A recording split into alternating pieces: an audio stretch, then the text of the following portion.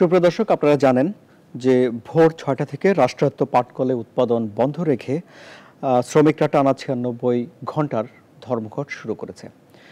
শুধু যে তারা কর্মবিরতি করেই ক্ষান্ত আছে তা নয়, সড়ক অবরোধ করা হয়েছে, ফলে মানুষের ভোগান্তি যথেষ্ট পরিমাণে বেড়েছে। সরকারের দিক থেকে তৎপরতা চোখে পড়েছে, তারা সমস্যার একটি সমাধান করতে চান, কিন্তু শেষ পর্যন্ত কি সমাধান হলো তা এখনও আমাদের হাতে এসে পৌঁছয়নি। ফলে শ্রমিকদের ধর্মঘট এবং ধর্মঘটের কারণে যেসব ভোগান্তি হয় তার সবই মানুষের জন্য এখনো পর্যন্ত বহাল আছে। জনতন্ত্র গণতন্ত্রে আমাদের আজকের বিষয় পাটকল শ্রমিকদের ধর্মঘট, বিশেষ করে এমন একটি সময় যখন পাটের সুদিন ফিরিয়ে আনার জন্য রাষ্ট্রীয়ভাবে চেষ্টা করা হচ্ছে এবং বিশ্বের বিভিন্ন দেশে বাংলাদেশের পাটের চাহিদা দিন দিন বাড়ছে। ঠিক এমনি একটি পরিস্থিতিতে কেন দেশের রাষ্ট্রায়ত্ত পাটকলগুলো মুক্তব্রে পড়বে, সেসব জানবো আজ আমরা জনতন্ত্রে গণতন্ত্রে। আমার আমন্ত্রিত অতিথি আছেন আমার সঙ্গে দুজন।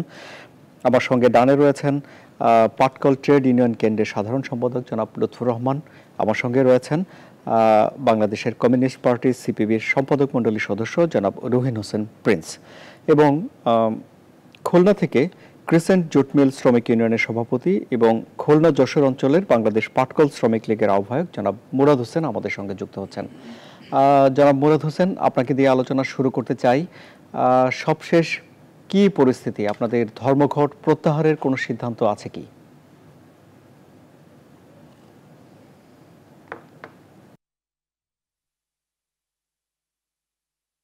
আমন্ত্রণ করার জন্য আমি আপনাদেরকে ধন্যবাদ জানাই। আমাদের 9 দফা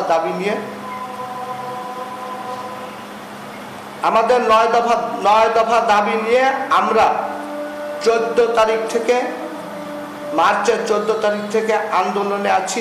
আমাদের চেয়ারম্যান সাহেব আমাদের 2 দফা আমাদের সাথে মিটিং করেছে, আলোচনা ফলপ্রসূ না হয় আমরা আবারও কর্মসূচি ঘোষণা করেছি।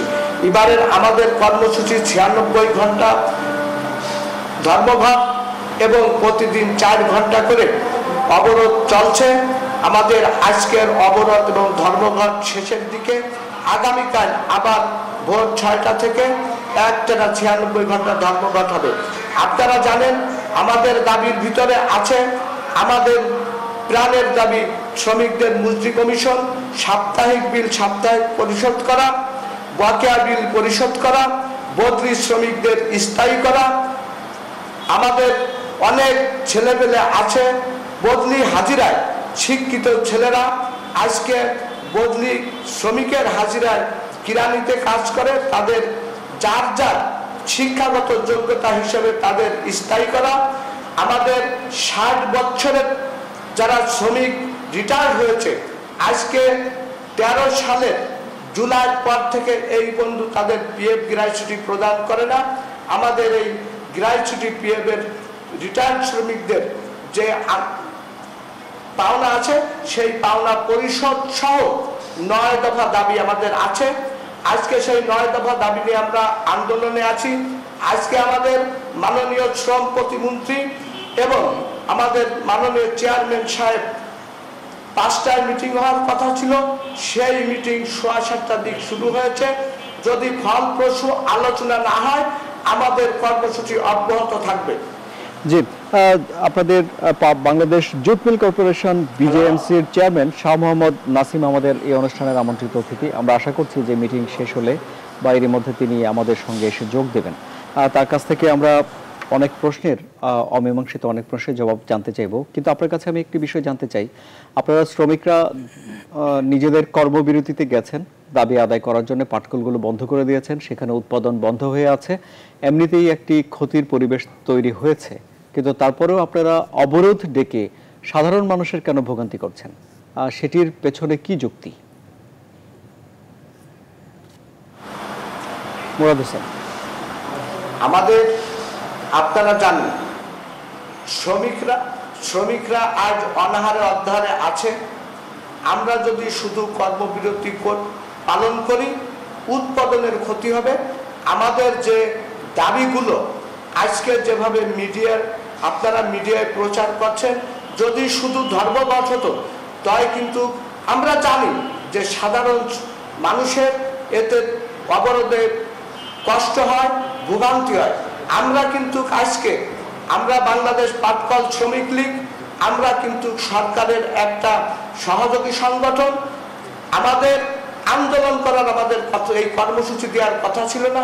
আমরা মাননীয় মন্ত্রী মির্জা আজম সাহেব থেকে শুরু করে আমরা আমাদের মন্ত্রী কমিশন এবং বকেয়া বেতন, আমাদের যে 9 দফা দাবি, আমরা আগের মন্ত্রী মহোদয়ের কাছেও ঘুরেছি, চেয়ারম্যান মাহমুদুল হাসানের কাছে ঘুরেছি, আমাদের বর্তমান যে চেয়ারম্যান আছে উনার সাথে আমরা 3 দফা মিটিং করেছি, আমরা মন্ত্রী সাহেবের বাসায় গেছি।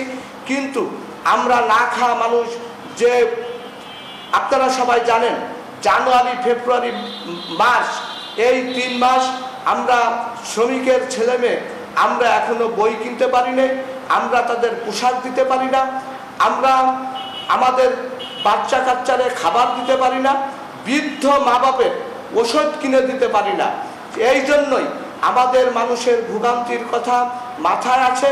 তারপরেও আমাদের নিজেদের রুটি রুজির ব্যাপারে আজকে আমাদের মন্ত্রী কমিশন সহ আমরা বলি দাবি, আমাদের কিন্তু যে 9 দফা দাবি আছে, এই 9 দফা দাবি কিন্তু আমাদের ন্যায্য অধিকার, আমাদের পাওনা, আমাদের পাওনা নিয়ে এই মন্ত্রী এবং চেয়ারম্যান টালবাহানা করার কারণেই আমরা বাংলাদেশ পাটকল শ্রমিক লীগ আজ আন্দোলন করে অবরাত এবং সারা বিশ্বে আজকে জানতেছে যে জুট মিলের না খাওয়া শ্রমিকরা আজ অবরোধ করছে।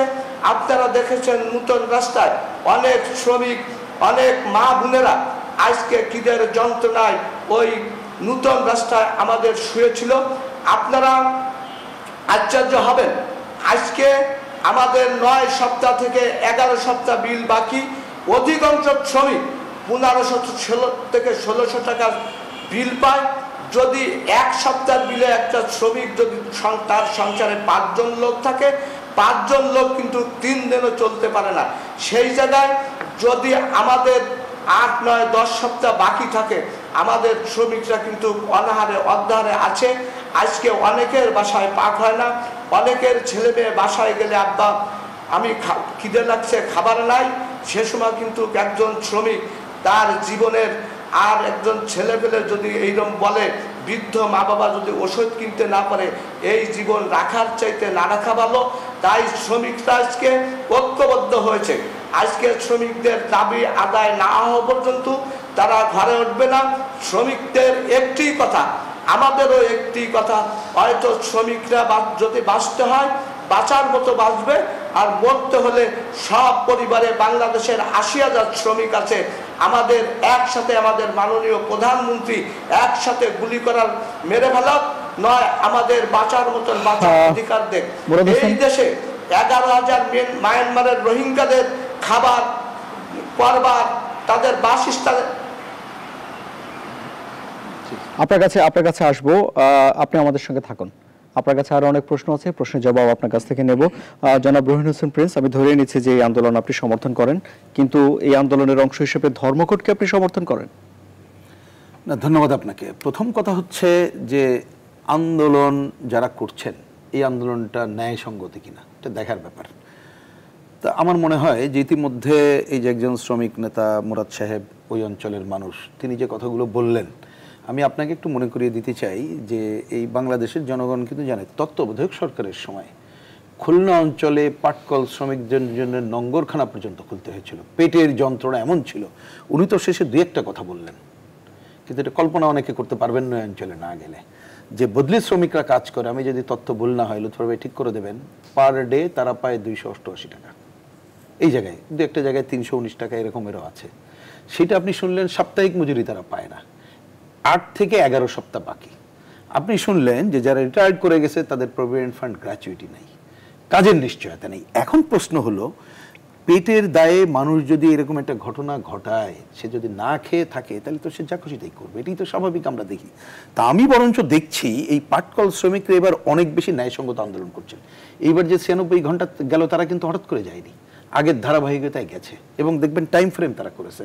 আমি তো ধন্যবাদ জানাই যে তারা খুব পরিকল্পিতভাবে করছে এই জায়গাটায়।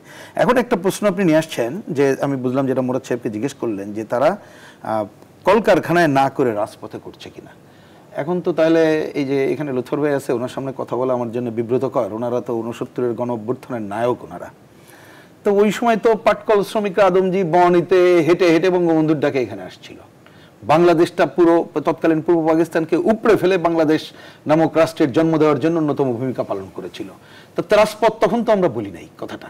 তাহলে আজকে শ্রমিকদের এই যন্ত্রণায় তারা যদি এই ধরনের রাজপথের এই ধরনের কাজ করে, আমি তো কি বলবো, প্রশ্ন তাদেরকে করা উচিত। বরঞ্চ আমি সরকারকে অভিযুক্ত করতে চাই, তারা এই যে কাজগুলো করলো, এতদিন ধরে যে মুভমেন্টে আছে, এই সরকারের এত নাকি দক্ষতা, তারা বসে এটা ফয়সালা করতে পারলো না। এবং আমি শুনে আশ্চর্য হচ্ছে, এখানে চেয়ারম্যান সাহেব আজকে আসবেন, আমি তো ভেবেছিলাম যে এসে ওনার কাছ থেকে সুখবর শুনবো। 5টার মিটিং 6:30টায় এটা কেন হবে, আমি তো আশ্চর্য হচ্ছি। কারণ 5টার মিটিং না আরো আগে হয়ে যে চেয়ারম্যান সাহেব বলতে পারতো আজকে জাতির সামনে টক শোতে ভাই আমি কিভাবে একটা করে আসি এটা বলবো। আমি অনুরোধ করবো যে ওই অঞ্চলের যিনি এক সময় শ্রমিক নেত্রী ছিলেন, তিনি এখন মন্ত্রী বটে, ওনার সাথে আমি যতটুকু জানি যে আগের সভা হয়েছে সেটাও ফলপ্রসূ হলো না কেন, আশ্চর্য ব্যাপার।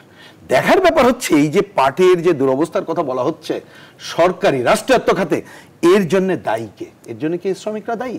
আমি আপনাকে ছোট্ট দুইটা তথ্য বলি। তথ্য বলছে কি যে এই শ্রমিকরা এইখানে সচল রাখার জন্য, উৎপাদন সচল রাখার জন্য 11,023টা যে উৎপাদন যন্ত্র, তার মধ্যে সচল রাখা হয়েছে মাত্র 5,548টা, 50%। এইবারে যে পাট কেনার মৌসুম ছিল আগের বার, গত বছরের পাট কেনার মৌসুমে ক্রয়ের টার্গেট ছিল মানে প্রায় 18 লক্ষ কুইন্টাল পাট কেনার কথা ছিল, সেইখানে কেনা হয়েছিল মানে 1.5 লক্ষ কুইন্টাল, মাত্র 9%। তাহলে আপনি আরো মানে পাটের আপনি যন্ত্রণাগুলো দেখলে দেখবেন যেটার জন্য এই শ্রমিকদের মোটেই দায়ী করা যায় না। 15 সালে মজুরি কমিশনের গঠন করা হয়েছে, সরকারের পক্ষ থেকে বলা হয়েছিল কোনো খবর নাই। এই আমাদের বিবেচনায় যে পাটকলের এই সংকটের একটা বড় কারণ হচ্ছে সরকারের ভ্রান্ত নীতি, 2 নম্বর হচ্ছে যে দুর্নীতি উপর থেকে নিচ পর্যন্ত, একটা বড় হচ্ছে অদক্ষতা, যারা পরিচালনা করেন তারা পাটের সাথে জড়িত এরকম আমাদের কাছে খবর নাই। তারপর হচ্ছে অপচয় এবং উৎপাদনহীনতা। তা আমি মাত্র একটা তথ্য আপনাকে দিলাম। এইবার এটার জন্য কি দায়ী আমার শ্রমিকদেরকে করব? মোটেই না, যারা পরিচালনা করছে, যারা নীতি নিয়ে আসে তারা। সুতরাং যাদের কারণে এই সংকট, আমি মনে করি দ্রুত তাদেরকে আসামির কাঠগড়ায় দাঁড়িয়ে আমাদের যে সোনালী আঁশ পাট, তার যে সুদিন ফিরে আসবে যে গল্প শুনছিলাম, সেই সুদিন ফিরে আসার জন্য এই শ্রমিকদেরকে দাবি মেনে নিয়ে এক্ষুনি কাজে ফিরিয়ে দেওয়া দরকার। এবং আমি যদি ওনার কথা বুঝে থাকি, আজকেই যদি ভালো খবর দেন, সকাল থেকে দেখেন উৎসব মুখর পরিবেশে এটা হয়ে যাবে। টাকা তো আমাদের সমাজে সমস্যা শুনি না, তাহলে এই টাকা কেন বকেয়া থাকে? এটা না আশ্চর্য কথা না বলেন? আমরা তো কোনো সমস্যা শুনি না, নিজের টাকায় সব করতে পারি। তাহলে এই যে মিল কলকারখানায় যেসব যন্ত্রপাতি আছে আধুনিকরণ করার ক্ষেত্রে সমস্যা কোথায়? এইখানে বুঝি আমরা, এখানে লুৎফর রহমান আছেন, বাংলাদেশের অন্যতম শ্রমিক নেতা শহীদুল্লাহ চৌধুরী সহ একসময় পাটের সাথে যারা আছেন, ওই যে উনি বললেন উনি তো সরকারি দল করেন, সরকারি দলের মধ্যে খুলনা অঞ্চলে আমরা জানি মোতাহার হোসেনের নাম জানি, আরো সিনিয়র আছেন, মুরাদ সাহেবের নাম তো জানি, ওনারা যারা আছেন তাদের সাথে কথা বলে পুরো এই খাতকে অগ্রসর করার জন্য যা করা যায়, সরকারের এটা করতে বাধা কোথায়? তাহলে বাধাটা হচ্ছে মুক্তিযুদ্ধের মধ্য দিয়ে অর্জিত বাংলাদেশে পাটকে রাষ্ট্রায়ত্ত খাত ধরে অগ্রসর করার ক্ষেত্রে যে ভূমিকা নিয়েছিলাম, আমি দেখি তার থেকে ফিরিয়ে এনে ব্যক্তি মালিকানার যে মানুষ, তাদেরকে সুবিধা দেওয়ার জন্যই আজকে সংকটের তৈরি করা হচ্ছে। সুতরাং এই সংকটের জন্য দায় মোটেই শ্রমিকদের না, এর জন্য পুরো সরকার এবং যে ব্যবস্থায় চলছে তাই দায়ী। সুতরাং শ্রমিকদেরকে অভিযুক্ত করার কোনো কারণ নেই। আমি ব্যক্তিগতভাবে তো চাই ওনারা অবরোধ যাতে না করে, মানে এই এমন ব্যবস্থা করা হোক যাতে ওনাদের অবরোধ না করতে হয়। কালকে সকালে উঠে যাক, মানুষের দুর্ভোগ কমান, এবং এই দায়িত্ব সরকারের। কাঠগড়ায় আমি সরকারকেই কাঠগড়ায় দাঁড় করাতে চাই এবং আমরা পজিটিভ ভূমিকা দেখতে চাই। আপনার কাছে আবার আসবো জনাব লুৎফর রহমান, তাহলে আপনার কি মনে হচ্ছে এই যে আন্দোলনে নেমেছে এর পেছনে কি রাষ্ট্রায়ত্ত খাতকে বেসরকারি হাতে তুলে দেওয়া, নাকি তাদের ওখানে যারা ব্যবস্থাপক আছেন ব্যবস্থাপকদের অবহেলা? কি কারণ? এটা এক কথায় বলা বড় কঠিন মুশকিল। কারণটা হলো আপনারা হয়তো জানেন যে বঙ্গবন্ধুর কন্যা শেখ হাসিনা যখন প্রথম ইলেকশনে জিতে আদমজি বন্ধ হওয়ার পরে ক্ষমতায় আসলেন, তখন পাটকল এবং সুতাকলগুলোকে রাষ্ট্রায়ত্ত রাখা এবং এটিকে রক্ষা করার জন্য জাতীয় একটা কমিটি করছিলেন, 2টা কমিটি করছিলেন। কিবরিয়া সাহেব তখন অর্থমন্ত্রী ছিলেন, সেই কমিটির ওয়ান অফ দি মেম্বার ছিলাম আমি। এবং কিবরিয়া সাহেবই প্রস্তাব করছিলেন যে আমি যেন কলের এই কমিটির সেক্রেটারি হই। আমি সেটা সবিনয়ে কিবরিয়া সাহেবকে বলছিলাম যে না, আমি হইলে পরবর্তীকালে যদি একটা সরকার আসে কখনো, তাহলে পরে বলবে যে একটা রাজনৈতিক দলের বা একটা বিরোধী দলের লোক, শ্রমিক নেতা, তাকে করার জন্য করা হয়েছে, সেই জন্য তাদের মন গড়া একটা রিপোর্ট দিছে। এই রিপোর্ট গভর্নমেন্টের পক্ষে মানা সম্ভব না, এবং এই রিপোর্টের মাধ্যমে পাটকলগুলোকে ধ্বংস করা হচ্ছে। সুতরাং তখন সেক্রেটারি ছিলেন হান্নান সাহেব নামে, টঙ্গীর একজন সেক্রেটারি ছিলেন, তিনি CSP, but he was from postal service. তিনি তখন এইটাতে সাই দিলেন আমার এই কথাতে, এবং তিনি বললেন যে আমি রিটায়ার করে যেতেছি 2 মাস পরে, সুতরাং বিজিএমসির চেয়ারম্যান যিনি আছেন তাকে রাখেন এবং লুৎফর রহমান সাহেব আর সহ যারা আছে তাদেরকে রাখেন। সেই কমিটির মেম্বার কিন্তু আব্দুর রাজ্জাক মন্ত্রী ছিলেন, তুফাইল আহমেদ ছিলেন, আমি ছিলাম, আবুল বাসার প্রয়াত শ্রমিক নেতা আবুল বাসার ছিলেন, শহীদুল্লাহ চৌধুরী এই পাটকল সংগ্রাম কমিটির এখন যিনি চেয়ারম্যান তিনি ছিলেন, আমরা সবাই ছিলাম, আলোচনা করেছি, এবং তখন একটা রিপোর্ট আমরা গভর্নমেন্টের কাছে দিয়েছিলাম। দুঃখের ব্যাপার, গভর্নমেন্ট পরিবর্তনের পর হার্ড কপিটা জুট মিল কর্পোরেশন এবং টেক্সটাইল মিলের থেকে সেই হার্ড কপিটা পর্যন্ত রিপোর্টের সেটা নাই হয়ে গেল, উদাও হয়ে গেল। কেন হলো? এটা কি শ্রমিকরা করছে? কোথায় গেল? কোথায় গেল কেউ বলতে পারে না। আমি চ্যালেঞ্জ করে বলতে পারি, এই কেউ বলতে পারবে না কোথায় গেল। কিন্তু নিশ্চয় এখানে তো ভূতের আড্ডা না, পাটকল মন্ত্রণালয়, পাটকল মন্ত্রণালয়, বিজিএমসি তো ভূতের আড্ডা না। তো গেল কোথায় রিপোর্টটা? আমি আজকে চ্যালেঞ্জ করে বলতেছি, এত লোকের সামনে যারা দেখতেছেন, সেই রিপোর্ট আজ পর্যন্ত উদ্ধার করা যায় নাই। সেখানে আমরা বলছিলাম আজকে পাট নিয়ে যে ষড়যন্ত্র হচ্ছে এটা আজকের না, আদমজি বন্ধ করা করলেও কেন? বিশ্বের সর্ববৃহৎ পাটকল 2017 সালে আমাদের পাট শিল্পে পাট এবং জুট প্রোডাক্টস যা উৎপাদন হয়, এক্সপোর্ট যা টোটাল হয়, তার 3 নম্বর হলো এক্সপোর্টে জুট এন্ড জুট গুডস। কিন্তু আদমজি তো লাগাতার আমার কথা লোকসান হতে বলে জানা যায়। লাগাতার লোকসানটা কেন হইল সেটাই তো প্রশ্ন। পাট কেনার সময় যদি আপনি সি গ্রেড পাট কিনে এ গ্রেডের দাম দেন তাহলে কি হবে? আওয়াল সাহেব যখন আদমজির ছিলেন, প্রথম দায়িত্বপ্রাপ্ত হইলেন, তখন প্রথম 5 লাখ টাকা করলো কে? লুট করিয়া ওয়েজেস গুলা নিয়ে গেল কে? গভর্নমেন্ট। কেন? তখন বঙ্গবন্ধু তখন মন্ত্রী ছিলেন পাটের, আর হাবু মিয়া ছিলেন পাটের প্রতিমন্ত্রী। তখন সেই 5 লাখ টাকা ওয়েজেস পর্যন্ত শ্রমিকদের লুট করা হইল। যুদ্ধের সময় বাওয়ালির মিলের শ্রমিকরা তা কাঠ লোহার যন্ত্র কাঠ দিয়ে তৈরি করিয়া সেখানে প্রোডাকশন চালু করছিল। আমি কাঞ্চনে Ashraf jute mill, Nabarun jute মিল,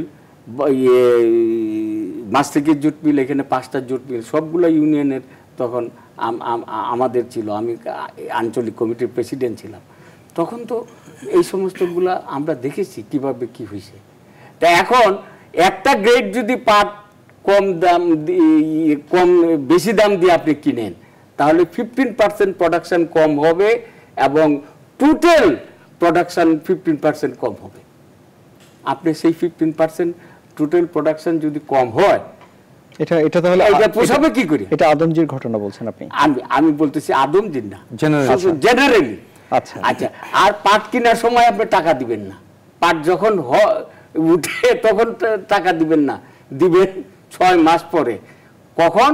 যখন ব্যক্তি যারা পাট এক্সপোর্ট করে বা ব্যক্তি মালিকরা পাট কিনে ফেলে তখন আপনি টাকা দিবেন। তখন টাকা দিলে পাটের দাম বেড়ে যায় এবং পাটের কোয়ালিটি ঠিক মতো পাওয়া যায় না। 3 নম্বর কথা, এই জুট মিলগুলো 63 বছর থেকে 67 বছর পুরানো জুট মিল। আদমজি 53 সালে চালু হয়েছে। অনেকের ধারণা আদমজি ছিল সবচেয়ে পুরানো জুট মিল, তা না। আদমজির আগে বাওয়া জুট মিল ছিল মদনপুরে, এরপরে হইল আদমজি জুট মিল। 53 সালে কোরিয়ার যুদ্ধের সময়, ভিয়েতনামের পরবর্তীকালে ভিয়েতনামের যুদ্ধের সময় এই আদমজি জুট মিল লাফাইয়া, ফ্লোর ছিল না, পানি পড়তো, সেখানে 2টা ইটের মধ্যে এইভাবে দাঁড়াইয়া শ্রমিকরা প্রোডাকশন দিয়েছে। সেই জুট গুডসের শেকিং এর চট আপনার উত্তর কোরিয়াতে আর দক্ষিণ কোরিয়াতে এবং ইয়েতে আমেরিকার এই ভিয়েতনামের যুদ্ধের সময় আমেরিকারে সেইখানে দেওয়া হয়েছে যুদ্ধ করার স্যান্ডব্যাগ হিসাবে কাজ করার জন্য। এইভাবে জুট মিলগুলো প্রোডাকশন হয়েছে। আজকে পাকিস্তান আমলে জুটকে বলা হইতো জুট, এই যে গোল্ড ফাইবার, সোনালি আঁশ, গোল্ড ফাইবার। সেখানে মধ্যবিত্ত বাংলাদেশে পাকিস্তান আমলে যে মধ্যবিত্ত ইভিন সেই সিএসপি অফিসার যারা হয়েছিলেন, একটা স্ট্যাটিস্টিক্সে দেখা গেছে 79% সিএসপি অফিসার্স ওয়ার যারা লজিং থাকতেন ধনী কৃষকদের বাড়িতে, তারা সেইখানে লজিং থেকে পড়িয়া তারপরে ইউনিভার্সিটিতে আসছেন, পড়িয়া তারা সিএসপি অফিসার হয়েছিলেন। তাহলে মধ্যবিত্ত শ্রেণী, বুদ্ধিজীবী, ইউনিভার্সিটির প্রফেসর পয়দা করছে কারা? এই পাট কৃষক আর পাটের শ্রমিক। সুতরাং সেই তাদেরকে যদি আপনি মূল্যায়ন না করেন, 1983 সালে পাটের ইয়েটা কিন্তু উঠছিল একবার 3 মাস পর্যন্ত। তখন চেয়ারম্যান যিনি ছিলেন তিনি কি কারণে একদিন পরে পরে 7 দিন পরে পরে দাম বাড়াইতে থাকলেন লাফায় লাফায়, তখন ভারতে চলে গেল সেই ইয়েরা। কোনোদিন আপনি ইন্ডাস্ট্রিতে এরকম হইতে দেখছেন? আচ্ছা, কিন্তু এখন শ্রমিকরা কেন দাবির সুরাহা করতে পারছে না? শ্রমিকরা তো দাবি দেওয়ার মালিক না, তারা প্রোডাকশন দেওয়ার মালিক। শ্রমিকরা তো পাট কেনার মালিক না, তারা পাট যা দেওয়া হয় সেটার উপরে সে প্রোডাকশন করে।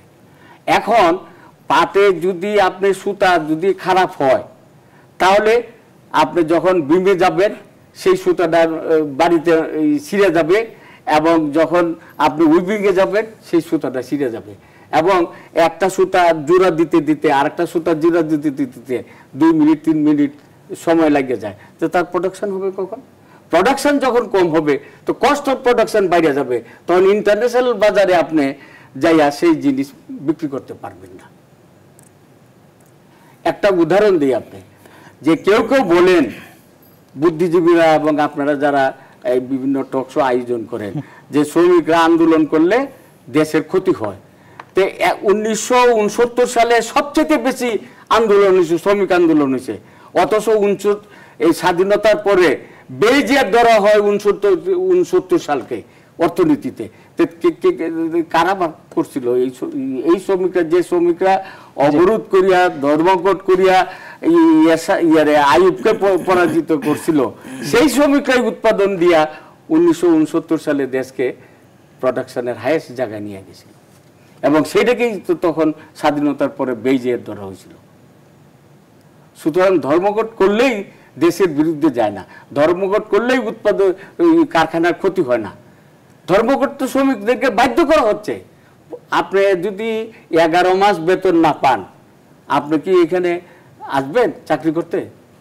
না নতুন করে ভাববেন? উইলিং হর্সকে আপনি রাইড করা সহজ, আনউইলিং হর্সকে রাইড করা সহজ না।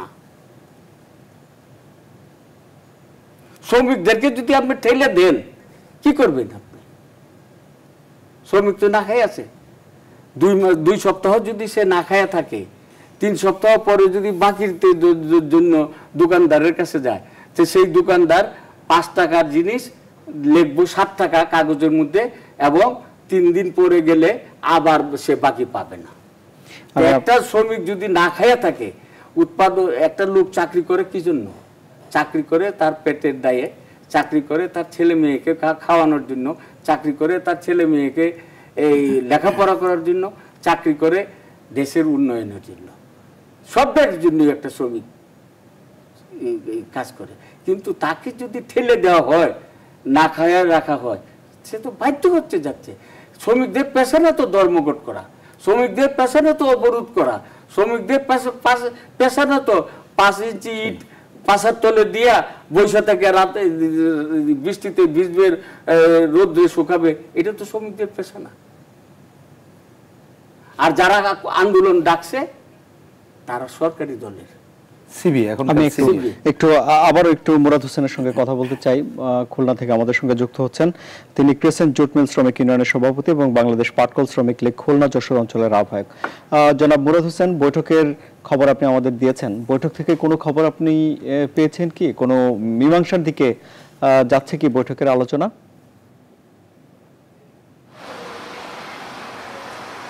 আমরা যে কথা জিজ্ঞেস করছেন বৈঠকের, আপনি জানেন ইন্ডিপেন্ডেন্ট টিভিতে আমাদের চেয়ারম্যান মহোদয় আজকে একটি সাক্ষাৎকার উনি দিয়েছেন, সেখানে বলছে জুট মিলগুলো বিপিআরে না দেওয়া পর্যন্ত কোনো মজুরি কমিশন দেওয়া হবে না। আগের এদের যে চক্রান্ত, জুট মিলকে ধ্বংস করার জন্য যে চক্রান্ত, সেই চক্রান্ত শুরু হয়েছে। আমার মনে হয় যদি চেয়ারম্যান মিটিংয়ে যাওয়ার আগে একটা সাক্ষাৎকারে পিপিআরের কথা বলেছে, আপনাকে আমরা আপনার মাধ্যমে সারা বিশ্বের এবং বাংলাদেশের জনগণের কাছে বলতে চাই, আমরা ৮০,০০০ শ্রমিক পরিবার, আমাদের ৮০,০০০ শ্রমিক পরিবারের এক বিন্দু রক্ত থাকা অবস্থায় এই যে আমলা এবং পুঁজিবাদীদের যে আশা, তারা যে চক্রান্ত করছে, এই তাদের চক্রান্তে সফল হবে না যতদিন আমার ৮০,০০০ শ্রমিক এবং তার পরিবারের গায়ে এক বিন্দু রক্ত থাকে আমরা এই পিপিআরে করতে দেব না। আপনারা দেখেছেন আমার অনেক শ্রদ্ধেয় নেতা লুৎফর ভাই এবং ট্রেড ইউনিয়নের যিনি সাধারণ সম্পাদক আসছেন, আমি কিন্তু ওনাদের ছেলের বয়সী, আমার ওনার সাথে শ্রদ্ধেয় নেতা ওনার সাথে আমার সৌভাগ্য হয়েছিল মিটিং করার। আমাদের শ্রদ্ধেয় নেতা শাহ আলম সাহেবের সামনে ওনারা কিন্তু বাংলাদেশ পাটকলের সবচাইতে বুঝপর নেতৃত্ব ছিলেন। ওনাদের আমলে অনেক আন্দোলন হয়েছে। আমরা যারা শ্রমিক আছি, আমাদের নিয়ে কিন্তু আজকে দেশের পুঁজিবাদী এবং আমলারা যে ষড়যন্ত্র শুরু করেছে, এই ষড়যন্ত্র আমি আমাদের মাননীয় বঙ্গবন্ধুর কন্যা জননেত্রী শেখ হাসিনাকে বলবো, আজকে আপনার পাশে যারা আছে। জনাব মুরাদ হোসেন, আপনার কাছে আমার আরেকটি প্রশ্ন আছে। সরকারে যারা নীতি নির্ধারক হিসেবে বসে আছেন, বিশেষ করে আপনাদের বিষয়টি দেখার জন্য মন্ত্রণালয়ে, সেখানে একজন আছেন যিনি খুলনা অঞ্চলের শ্রমিকদের ভেতর থেকে উঠে আসা মানুষ এবং শ্রমিকদের বিষয়গুলো তিনি জানেন, আপনাদের নিজেদেরই কাছের লোক, কিন্তু তারপরেও আপনাদের দুই পক্ষের ব্যাটে বলে মিলছে না কেন? ভুল বোঝাবুঝি কোথায়?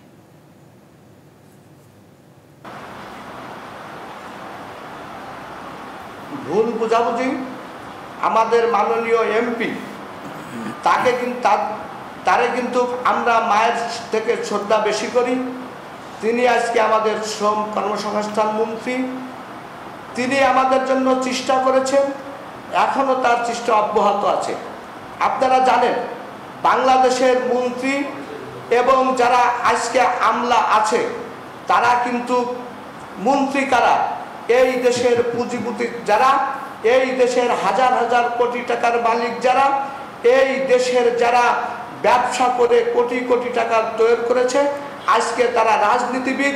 কয়জন রাজনীতিবিদ আছে আজকে সংসদে? আপনারা দেখেন যে মন্ত্রী যারা হয়েছেন, বেগম সুপিয়া আজকে শ্রমিক শ্রেণী থেকে আজকে সে একজন শ্রমিক নেত্রী। আজকে আমরা তাকে শ্রদ্ধা করি। সে শনিবারের দিন খুলনা এসেছিল, আমাদের সে আন্দোলন প্রত্যাহার করতে অনুরোধ করেছে। আমরা তাকে বলেছি আপনি আমাদের মায়ের মতো, আপনাদের শ্রদ্ধা করি, কিন্তু আজকে আমাদের পিঠ দেয়ালে ঠেকে গেছে।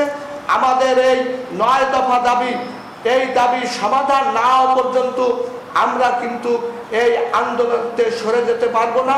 তার জন্য যদি আপনি আমাদের মেরেও ফেলেন, আমাদের কিছু করার নাই।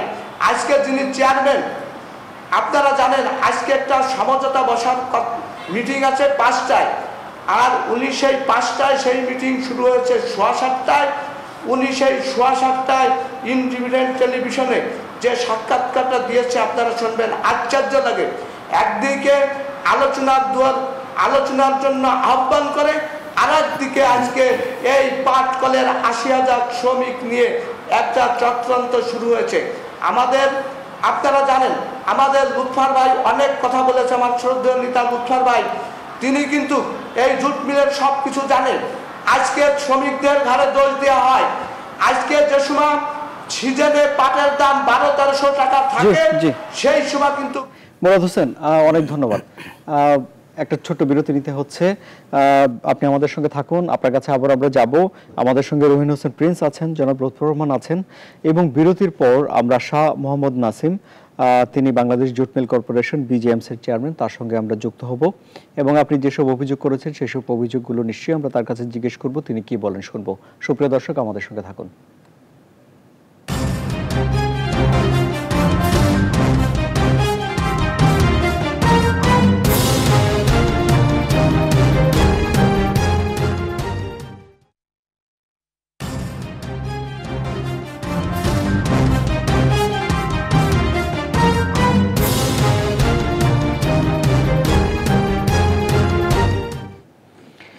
আবারও স্বাগত। আপনারা দেখছেন জনতন্ত্র গণতন্ত্র। আমাদের সঙ্গে ফোনে যুক্ত হচ্ছেন বাংলাদেশ জুট মিল কর্পোরেশন বিজিএমসির চেয়ারম্যান জনাব শাহ মোহাম্মদ নাসিম এনডিসি। আমরা দুঃখিত, তার সঙ্গে এখনো যুক্ত হওয়া যায়নি। আমরা জনাব রহিন হোসেন প্রিন্স আপনার কাছ থেকেই বরং শুনি। যে 9 দফা দাবি বলছেন আপনি, শ্রমিকদের তরফ থেকে কি 9 দফা দাবি বাস্তবায়ন করলেই শ্রমিকরা ফিরে যাবেন মনে করছেন আপনি, নাকি একটি দুটি দাবি বাস্তবায়িত হলেই বাকিগুলো না হলেও চলে? না, আপনার এই প্রশ্নের উত্তরটা অ্যাকচুয়ালি যারা সরাসরি শ্রমিকরা জড়িত ওনারাই ভালো বলতে পারবেন, কিন্তু আমাকে ব্যক্তিগতভাবে যদি বলেন, এই 9 দফাটা আমার কাছেও আছে। এখানে হয়তো অনেক কথা আছে যেটা হয়তো ইমিডিয়েট না, সরকারের অ্যাটিটিউডের ব্যাপার। কিন্তু আমার মনে হয় এখানে মুরাদ সাহেব যথার্থই বলেছেন, ইমিডিয়েট কতগুলো দাবি, যেমন ধরুন তাদের সাপ্তাহিক, মানে যেটা হবে সপ্তাহের বিল সপ্তাহে যাতে দেওয়া হয়, মানে এর থেকে তো পৃথিবীতে আর কোনো ন্যায্য দাবি হতে পারে না, আপনি এটা তো বুঝবেন সবার ক্ষেত্রে। তার বকেয়াটা দিয়ে দরকার। বদলি শ্রমিক তাদেরকে স্থায়ী করা দরকার, সেটা আমি একটু ওই যে এইখানে দেখুন আলোচনায় লুৎফর ভাই ওনার কথা আসলো যে পাট শিল্পটাকে রক্ষা করতে গেলে যারা শ্রমিক আছে অদক্ষ হলো তাকে তো দক্ষ করে নিয়ে আসতে হবে। এবং পাট শ্রমিকদের এই সমস্যা, যেটা আমিও বলেছি ওনাদের কথা এটা মিলল, যারা পাটের সাথে জড়িত তাদেরকে এই সেক্টরে আনতে হবে, তাহলে তাদের এটা স্থায়ী করা মিনিমাম দাবি। মিনিমাম দাবি হচ্ছে যারা 60 বছরের ঊর্ধ্বে যাওয়ার পরে এখানে চলে গেছেন, পিএফ দেওয়া। এটাই মজুরি কমিশন, এই সরকার সবার জন্য এটা করেছে, তাহলে করবে না কেন? আমার মনে হয় তাদের সাথে বসলে 9 দফা তো আর 9 দফা না, তার মধ্যে ইমিডিয়েট কতগুলো আছে সেটা করলে হয়ে যাবে। কিন্তু সংকট কি, আমি এই সুযোগে 2-3টা কথা বলতে চাই। এখানে চেয়ারম্যান সাহেবের কথা শুনতে পারলে আমরা উপকৃত হব, কিন্তু এইটাও তো একটু ক্ষোভের কথা আমার দিক থেকেও বলতে হয়। যদি এটা ঠিক হয়ে থাকে যে উনি বসার আগে তো উনি আগে মাইন্ডসেট করে গেলে তো প্রবলেম।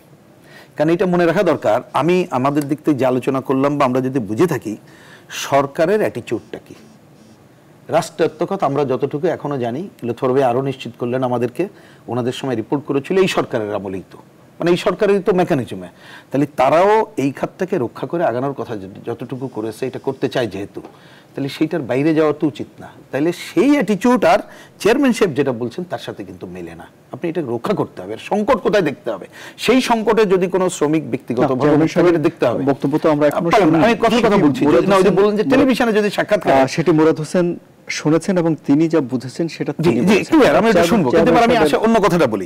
তাহলে এইটা একটা গেল একটা কথা। এখন আমার পয়েন্টটা হচ্ছে এখানে আপনি কতগুলো 2টা আলোচনা তুলেছেন, সেটা একটা বলি। একটা বলছেন মন্ত্রীর ভূমিকা, আর একটা শ্রমিকরাই আন্দোলন করে দাবি আদায় করতে পারছে না কেন। আমি ছোট করে যেটা বুঝে থাকি, বিশেষ করে এখানে মনিজান সুফিয়ান, ওনাকে আমরা চিনি, আমিও ঘটনাচক্রে কোনো অঞ্চলের মানুষ।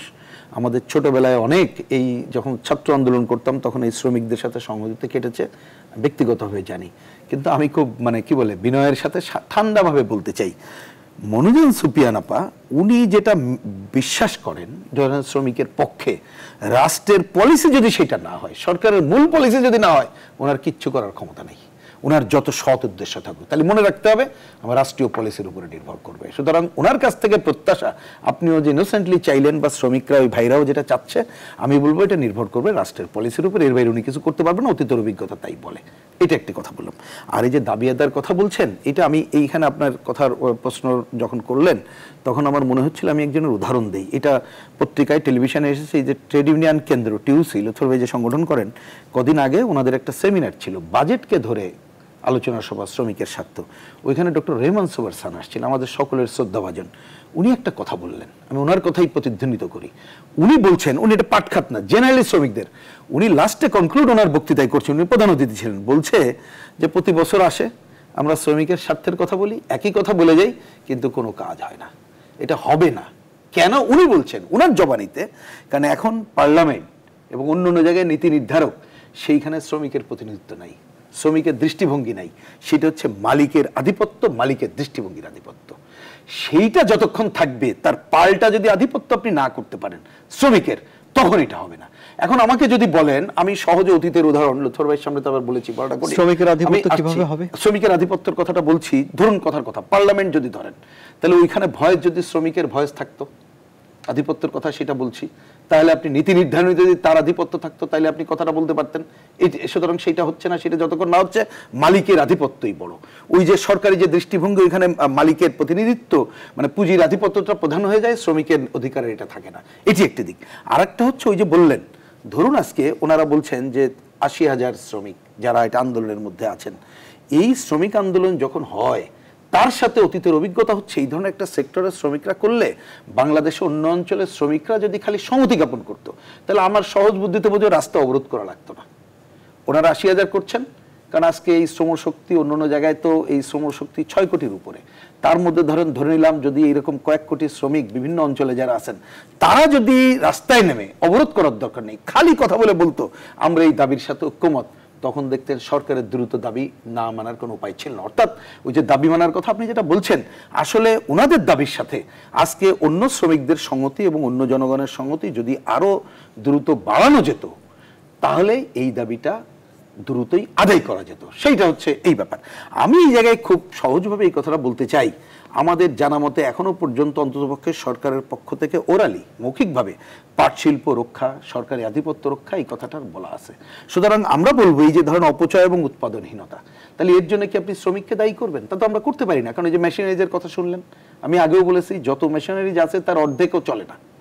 আমাদের পাট কেনার ক্ষেত্রে লুৎফর ভাই আরো ক্যাটাগরি করলেন, যে মুরাদ ভাইও বললেন যে যখন পাটের মৌসুম, গতবার যা কেনার টার্গেট হয়েছিল তার মাত্র ৯% কেনা হয়েছে, তার মানে টাকাটা তখন দেওয়া হয় না। তাহলে কার আধিপত্যের জন্য? উনি তো আরো ক্যাটাগরিক্যালি বললেন যে যে মানসম্মত পাটও কেনা হয় না। তাহলে আপনি এই শিল্প যদি রক্ষা করতে চান, তাহলে এটা কাজ করতে হবে। আমি একটা দেখছিলাম ২০১০ সালে যে পরামর্শ কমিটি একটা গঠিত হয়েছিল, সেই কমিটি যারা, ওই যে এটা মুরাদ ভাই ঠিকই বলেছেন যে যারা পাট শিল্পের সাথে জড়িত তাদেরকেই তো নিতে হবে। আপনি ধরেন আমলা, আপনি এর সাথে জড়িত নেই, এরকম আমলাকে যদি দায়িত্ব দেন তিনি তো পারবেন না, তা অন্য শ্রমিক নেতা বাইরে যে ধারাবাহিকতা নয় পারবেন না। আমি তথ্য দেখছিলাম ২০১০ সালে ওনারা যখন দায়িত্ব নিলেন এই পরামর্শ গ্রুপ, তখন ওরা প্রথম বছরে যে টার্গেট করেছিলেন, দ্বিতীয় বছরে তার থেকে অনেক বেশি রপ্তানি সহ এই কাজগুলো করতে পেরেছিলেন। তাহলে বেশি অতীতের উদাহরণে যাওয়া দরকার নেই, আপনি জাস্ট ১০, ১১, ১২ সালের উদাহরণ দেখেন, তারা কিন্তু এটা করতে পেরেছেন। অলৌকিক কারণে পরে এটাকে বন্ধ করে দেওয়া হলো, এদের আর ভূমিকা দেওয়া হলো না। তাহলে কি প্রশ্ন আসে না, ডালমে কুচ কালা হয়? সেই কালাটা আমরা যেটা বুঝি, আমাদের বুঝ যে আসলেই সরকারি খাতকেই একেবারেই ধ্বংস করে দেওয়াটা একটা অন্য ব্যাপার। এবং আমি খুব দুঃখের সাথে কথাটা বলছি, এই যে শ্রমিকদের কথা শুনে, দাবি শুনে আমার মনে হচ্ছিল আসলে শ্রমিকদের লড়াইটা কি জানেন? এটা আমি দুঃখের সাথে কথা বলছি, যে বললাম ওই শ্রমিক নেতার সামনে বলছি, আমি তো দেখি শ্রমিকরা এখন লড়াই করছে, ভাই আমি যে শ্রমিক এই স্বীকৃতি দাও। কেন বলেন? শ্রমিক হলে তো তাকে একটা স্বীকৃতি দিতে হবে, তুমি ঠিক মতো কাজ করবা, বেতন পাবা, ঠিক মতো কাজ, আপত্তি নেই, কাজ না করলে দিও না, তাহলে কাজ করবা, বেতন পাবা। তুমি শ্রমিক মানে তোমার জন্য একটা প্রভিডেন্ট ফান্ড গ্র্যাচুইটি থাকবে, ঠিক মতো তুমি পাবা। তুমি শ্রমিক মানে অদক্ষ আছে, দক্ষ করবো, তোমাকে আমি পার্মানেন্ট করবো, তা মিনিমাম। তাহলে শ্রমিকদের আজকে লড়াইটা আমি দেখি যে ভাই আমি কোনোভাবে শ্রমিক থাকতে চাই, আর টাকার কথা তো উদাহরণ আপনাকে দিলাম। সুতরাং আজকে এই লড়াইটা যদি বাদ দেই, তাহলে দেশটা কার জন্য ভাই? এই দেশটা তো বাংলাদেশ, মুক্তিযুদ্ধের মধ্যে অর্জিত দেশ, এবং এই দেশটা তো কি বলে যে এই মুক্তিযুদ্ধের সময় কারাই সবচেয়ে বেশি শহীদ হয়েছে, বা এই আমি শহীদের কোনো তুলনা করতে চাই না, বা কারা অংশ নিয়েছে? এই সাধারণ মানুষ। কথায় কথায় বঙ্গবন্ধুর কথা ওঠে, বঙ্গবন্ধুর সব ভাষণ বাজে, কই এই ভাষণ তো একটু কম বাজা শুনি, যে বলছে না ও ডিসি সাহেব, ও এসপি সাহেব, তুমি কার পয়সায় বেতন নাও? শুনছেন নিশ্চয়ই। তাহলে যারা এই কাজটা করে তাদের মানে উৎপাদনের ফলই আমরা বেতন নিচ্ছি, সুতরাং আমরা তাদের জন্য দায়িত্ব পালন করছি না। সুতরাং আমি অন্য কথাই যেতে চাই না, আমরা চাই হ্যাঁ ঠিকই জনগণের এই অবরোধ করার মধ্য দিয়ে যে দুর্ভোগ হচ্ছে, এই দুর্ভোগ লাঘব যদি সরকার চায়, তাহলে কি করতে হবে? ন্যায়সঙ্গত দাবি মেনে নিয়ে করতে হবে। না হলে আপনি ধরেন একটা টোটকা সমাধান দিলেন, এইটা কিন্তু এই টোটকা সমাধানে পাট শিল্পের সমাধান হবে না। কারণ আমি আপনাকে সেই উদাহরণ এখানে বলেছি যে তত্ত্বাবধায়ক সরকারের সময় কিন্তু নোংরখানা খুলতে হয়েছে। সুতরাং পাট ক্ষেত্রের একটা আমূল সংস্কারের জায়গায় যেতে হবে, যেটা শ্রমিক নেতা বললেন যে আপনি এক স্ট্রোকে না পারলেও আপনি পুরো মেশিনারিজ আধুনিকায়ন সহ সব কাজগুলো করার ক্ষেত্রে আপনি একটা পরিকল্পনা নেন এবং এই পরিকল্পনার সাথে যুক্ত করেন আমলা থেকে শুরু করে সব পর্যায়ে যারা পাটের সাথে জড়িত তাদেরকে নেন। এবং আমার ধারণা এই লুৎফর রহমানরা, শহীদুল্লাহ চৌধুরীরা, ওই যে এখানে মুরাদ সাহেবকে যতটুকু আমি দেখলাম উনি তরুণ নেতা, কিন্তু এখানে মোতাহার হোসেনকে আমি চিনি, ওনারা মোটেই অযৌক্তিকভাবে কাজ করবেন না। ওনারা এই ব্যাপারেই হচ্ছেন একেবারেই পাটের অভিজ্ঞ মানুষ, একেবারে ওরা নিজ থেকে আসা মানুষ। তখন ওনারা বুঝবেন এই ক্ষেত্রে আমাকে নিয়ে লাভ হবে না, আমাদের অন্য জায়গায় দরকার নেই। বা আপনি একটা আমলা অন্য ট্রেডে কাজ করতো তাকে নেবেন, উনি চিন্তা করবেন, উনি প্রাইভেট পার্টনারশিপ বুঝছেন বা উনি একটা মুক্তবাজারের নামে বুঝছেন, ওটা বুঝবেন। আর মনে রাখা দরকার ওই যে ওয়ার্ল্ড ব্যাংক তার ষড়যন্ত্র কি ছিল আপনার জানা আছে? আমাদের এই পাটকল আদমজি সহ বন্ধ করো, তার জন্য কত কোটি ডলার আমাদেরকে দিল, আর ইন্ডিয়াকে ঠিক একই সময় সমপরিমাণ ডলার দিল তার পাট শিল্পের উন্নয়নের জন্য। তাহলে কি হলো? পাট হচ্ছে আমাদের সোনালী আঁশ, আমাদের ঐতিহ্যও বটে, এত ঐতিহ্যে লড়াই করি। তাহলে আপনি সেইটাও যদি বিবেচনা করেন, তারপর এটা তো লাভজনক জায়গা, এটা মোটেই লোকসানের জনক না। আমি গতবারের যিনি মন্ত্রী ছিলেন, তরুণ মন্ত্রী মেজর জমের সাথে আমার ব্যক্তিগত কথা, আমার হলো যে ভাই যে পরিমাণ ওয়াটার আছে এটা সাপ্লাই দিতে পারি না এবং ভবিষ্যতে আরো উজ্জ্বল দেখছি, এটা সবাই বলবে, আমার ধরুন এখনকার পাট মন্ত্রী বলবে। কিন্তু সেক্ষেত্রে আমি বলবো কঠোরতার সাথে দুর্নীতি দমন করে দক্ষভাবে উৎপাদনশীলতার সাথে এই খাতকে অগ্রসর করে নেওয়ার জন্য দ্রুত শ্রমিকদের দাবি মেনে এই খাতকে অগ্রসর করা হোক এবং তাদের ন্যায্য দাবি অবিলম্বে মানা হোক। অনুষ্ঠানের একদম শেষ দিকে আছে, আমরা খুবই দুঃখিত যে Shah Mohammad Nasim NDC chairman Bangladesh jute mill corporation বিজিএমসির সঙ্গে যোগাযোগ করা গেল না শেষ পর্যন্ত। জনাব লুৎফর রহমান, আপনার কথা শুনে অনুষ্ঠান শেষ করব, আপনার জন্য সময় আছে 1.5 মিনিট। এখন কথাটা হলো এই যে এই যে প্রাইভেট পাবলিক পার্টনারশিপ এটা হলো সোনার পিতলা কলস।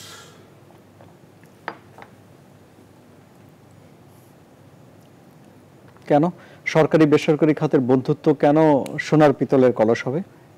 এটা সরকারি বেসরকারি আপনি একজনের রোজগার করে 1 কোটি টাকা বছরে, আর একজনের রোজগার করে বছরে 1000 টাকা। 1 কোটি 1000 টাকা 2 দিয়ে ভাগ করলে কত হয়? হ্যাঁ, 50 লাখ টাকার উপরে হয়, 50 লাখ 50,000 টাকা শেষ করতে হচ্ছে। সুতরাং এইখানে এই যে প্রাইভেট পাবলিক পার্টনারশিপ যখন হবে, এখনই প্রাইভেট মালিকরা যারা পাট কিনে এক্সপোর্ট করে তাদের স্বার্থের জন্য ব্যাংকগুলা ন্যাশনালাইজ কারখানাগুলোকে পাট কিনতে টাকা দেয় না যারা, সেই মালিকরা যখন আবার প্রাইভেট অর্ধেক মালিকানা পাবে, শেষ করি তাহলে ফলটা কি দাঁড়াবে? জি, আমাদের হাতে আর সময় নাই। অনেক ধন্যবাদ জনাব মুরাদ হোসেন, তিনি খুলনা থেকে যুক্ত হয়েছেন। অনেক ধন্যবাদ জনাব রহিন হোসেন প্রিন্স। অনেক ধন্যবাদ জনাব লুৎফর রহমান। খুব ভালো হতো যদি আমরা বিজিএমসির চেয়ারম্যান শাহ মোহাম্মদ নাসিমকে যুক্ত করতে পারতাম, যুক্ত করা গেল না। আপনাদের সবাইকে ধন্যবাদ এই অনুষ্ঠান দেখার জন্য।